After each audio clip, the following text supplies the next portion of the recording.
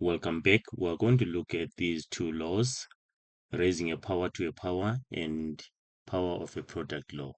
Right, let's start with raising a power to a power. Let's say we have a to the power x. This is a power. Then this power is raised to another exponent like this. We have a to the power x to the power of y. This is called raising a power to a power. When raising a power to a power, what do? You multiply the exponents. We multiply the exponent, so it becomes a to the power x plus y like that. Okay, let's look at two examples before we go to the power of product law. Right, let's say we have x to the power 6 raised to the power of half.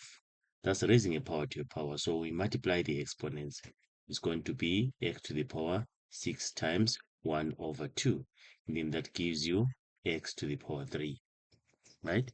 Let's say we have x to the power, let's say a plus 1, and then to the power a minus 1. This is raising a power to a power, so we have to multiply these two exponents. It becomes x to the power a plus 1, and then times a minus 1. If you check carefully here, you can see that we are multiplying these two brackets. They give us a what? Difference of two squares. They give us a difference of two squares. So it becomes x to the power a squared minus 1. If you want, you can use your FOIL method. A times a times negative 1, 1 times a, 1 times negative 1. You will still get your a squared minus 1 like that. Okay. Now let's look at the power of a product law. A product is when we multiply two factors or three factors or more than two or more factors, isn't it? Right, let's say we have x, y, and then to the power b, right? This is a product. X times y is a product. So if you have such, it's called raising a product to a power or a power of product law. Right, so what do? Raise each factor to this exponent. It's going to be x to the power b times y to the power b like that. Okay, let's look at a few examples. Let's say we have 2x to the power 3 and then to the power of 4. So this is a product. So this will give us 2 to the power of what? We raise it to the power of 4, and also x to the power 3 raised to the power of 4 like that. Okay, it's like sort of like distribution, but it's not distribution. It's like, okay, you're raising each factor to this exponent which is outside there. And then what is 2 to the power 4? That is 16. And then x to the power 3 to the power 4. We are raising a power to a power here. So we multiply the exponents, becomes x to the power 12. Right? And then let's look at another one. Let's say we have negative 3 x cubed, and then y to the power 4, and then all these to the power of 2. So it means the negative 3 is going to be raised to the power of 2.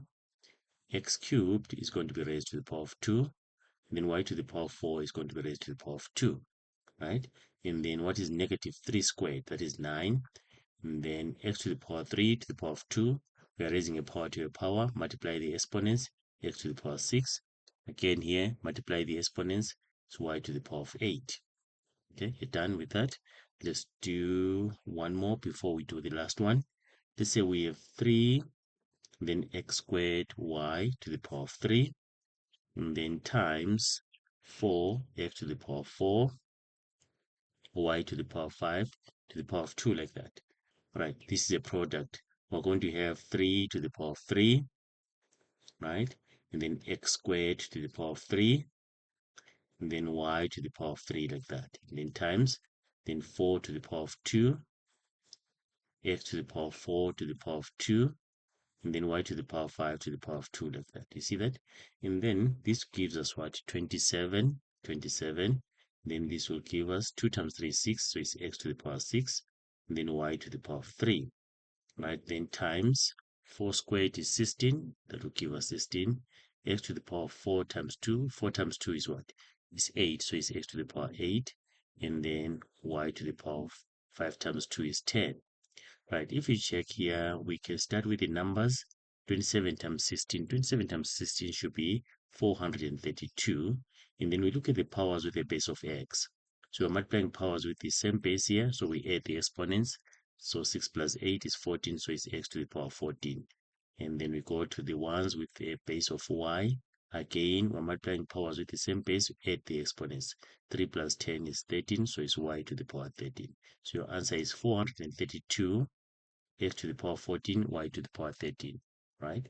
Let's do the last one. Let's say we have 3x cubed times 3x cubed, and then squared, then plus, let's say 3x cubed, and then plus 3x cubed, and then squared. But what is the difference between this bracket and this bracket? The first one is, do you see we're multiplying? The second one we're adding. Sometimes people get confused.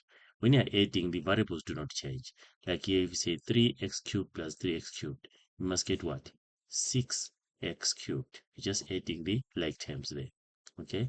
But this one here, we're multiplying. So we have to start with the numbers. 3 times 3, that is 9.